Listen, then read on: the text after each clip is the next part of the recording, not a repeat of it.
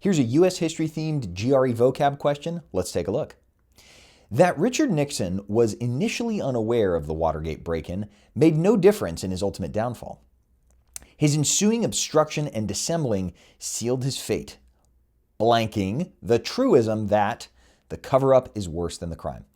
Well, as with many GRE vocab questions, the difficulty in this one is not necessarily with the vocabulary or the answer options, but rather with the convoluted way that this sentence works.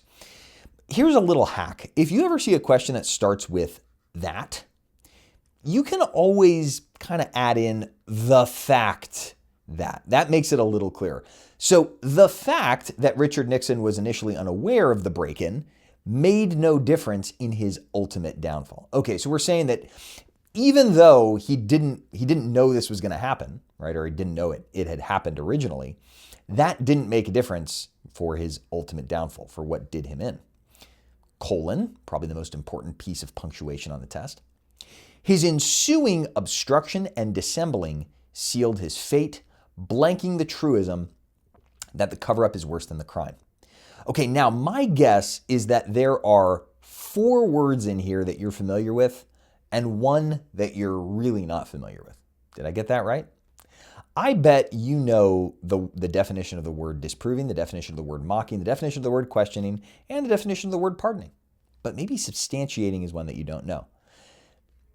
That's kind of by design, right? The test is going to do this a lot. They're going to have 4 words that you know and might be comfortable using and 1 that you just don't, and you have no idea what it means. And usually, spoiler alert, that tends to be the right answer.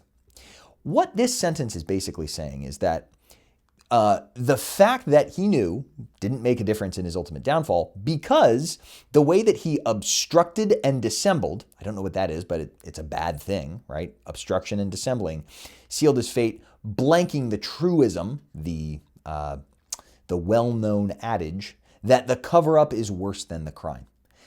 Are we disproving the truism here? No. If anything, we're proving it.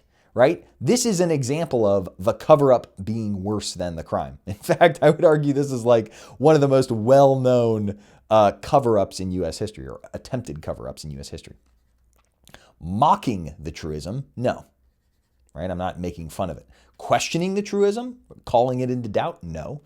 Pardoning the truism, you can't pardon a truism, right? I'm left with this word that I don't really know, so I have to pick it. What does substantiate mean? Well, substantiate means to add substance to or provide evidence for.